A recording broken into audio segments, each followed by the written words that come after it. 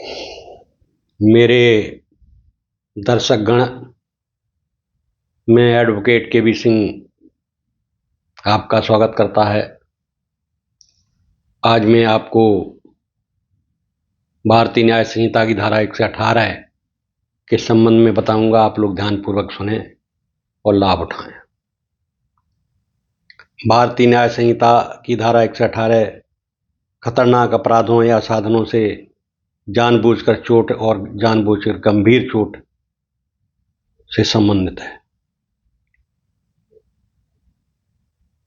धारा 118 का वैधानिक भाषा का सार ये है। धारा 118 दो उपधाराओं में बटी है। उपधारा 1 सामान्य चोट और उपधारा 2 गंभीर चोट। दोनों उपधाराएं उन खास हथियारों अवलिक साधनों का उल्लेख करती हैं जिनसे चोट पहुंचाई जाए तो कठोर दंड निर्धारित होता है। धारा 118 1 खतरनाक साधन से चोट। इस धारा के मुख्य बिंदु इस प्रकार हैं।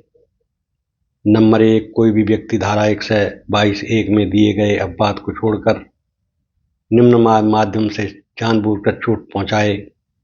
गोली चलाने वाले, छुरा घोंपने वाले, काटने वाले औजार जैसे बंदूक, चाकू, तलवार आदि ऐसा कोई औजार जो हथियार की तरह प्रयोग करने पर मृत्युकारित करने की संभावना हो, जैसे लोहे की रॉड, धारदार औजार आदि।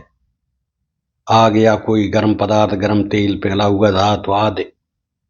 जहर या कोई संक्षारक पदार्थ जैसे तेजाब, कोई विस्फोटक पदार्थ जैसे बम, डायनामाइट, या कोई ऐसा पदार्थ जिसे सांस द्वारा निगलने से या रक्त में पहुंचने से मानव शरीर के लिए हानिकारक होना सिद्ध हो, जैसे जहरीली गैस, विषैली रसायन आदि। किसी भी जानवर के माध्यम से, जैसे किसी पर जानबूझकर जहरीले सांप, कुत्ते आदि को छोड़ना, ये जो कृत्य हैं वो धारा 118 के तहत, भारतीय न्याय संहिता की धारा 118 के तहत आते हैं। दंड का प्रावधान इस धारा में इस प्रकार है। कारावास जिसकी अधिकतम अवधि 3 वर्ष तक हो सकती है, या अधिकतम 20,000 रुपये तक का जुर्माना हो सकता है, या दोनों कारावास और जुर्माना दोनों हो सकते हैं। 3 साल की कैद भी हो सकती है और 20,000 रुपये का जुर्माना भी हो सकता है। अगर गवाह सबूत कोर्ट में सही बैठ जाते हैं तो ये सजा हो सकती है। इस उपधारा में मूल तत्व यह है कि चोट स्वेच्छा से दी गई हो और माध्यम ऊपर बताए गए खतरनाक साधन हो। उपधारा 118 2 खतरनाक साधन से गंभीर चोट।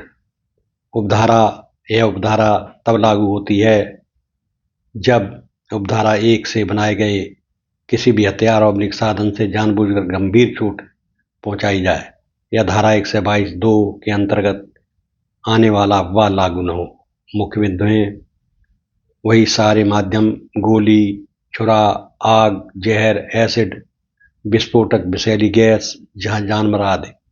यदि इनमें इनसे दी गई चोट गंभीर चोट की कानूनी परिभाषा में आती है वो तो उपधारा लागू होती है। दंड: आजीवन कारावास तक की सजा दी जा सकती है, या किसी भी प्रकार का कारावास जो कम से कम 1 वर्ष का हो और अधिकतम 10 वर्ष तक बढ़ाया जा सकता है। साथ में जुर्माना भी अनिवार्य रूप से लगाया जाता है, अर्थात सामान्य चोट की तुलना में गंभीर चोट होने पर सजा अत्यधिक कठोर होती है, जिसमें आजीवन कारावास का प्रावधान है। धारा 118 भारतीय न्याय संहिता के जो इंग्रेडिएंट्स हैं, घटक हैं, तत्व हैं, वो इस प्रकार हैं। किसी मामले में धारा 118 लगाने के लिए सामान्यतः निम्न तत्व सिद्ध होने चाहिए।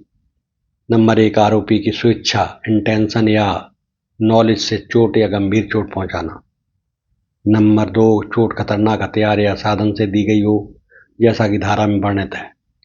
नंबर 3, यदि 118(2) लगाया जा रहा है तो चोट गंभीर चोट की कानूनी परिभाषा के अंतर्गत आती हो, जैसे हड्डी टूटना, आंख की रोशनी जाना, सुनने की शक्ति खत्म होना, गंभीर रूप से स्थायी विकृति आदि।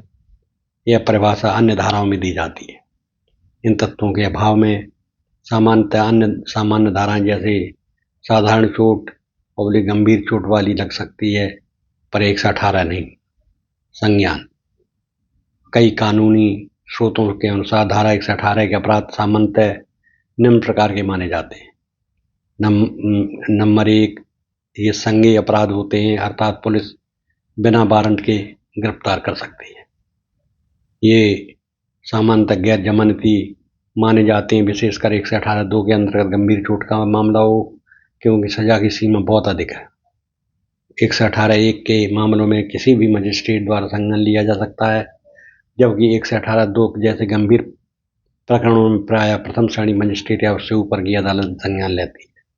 व्यवहार में स्थानीय प्रक्रिया नियम और न्यायालयों की व्याख्या पर निर्भर करता है। जमानत और कैसे मिलेगी, यह तथ्यात्मक परिस्थितियां, चोट की प्रकृति, उपयोग किए गए हथियार, अभियुक्त का आपराधिक इतिहास आदि में न्यायालय तय करता है। अब मैं कुछ उदाहरण से समझाना चाहता हूं कि कुछ सरल प्रकल्पित उदाहरण सिर्फ समझाने के लिए हैं। नंबर 1, यदि कोई व्यक्ति चाकू से जानबूझकर किसी को चोट पहुंचाता है, पर चोट मामूली है या जीवन को तत्काल गंभीर खतरा नहीं है, तो मामला 118(1) की श्रेणी में जा सकता है। नंबर 2, यदि वही व्यक्ति तेजाब फेंक कर किसी की आंख या चेहरा स्थायी रूप से नष्ट कर देता है, तो गंभीर चोट मानी जाएगी। 118(2) का मामला बन सकता है, जहां आजीवन कारावास तक की सजा संभव है। यदि कोई जानबूझकर जहरीली गैस किसी कमरे में छोड़ दे जिससे लोग गंभीर रूप से घायल हो जाएं, तो भी यह धारा लागू हो सकती है।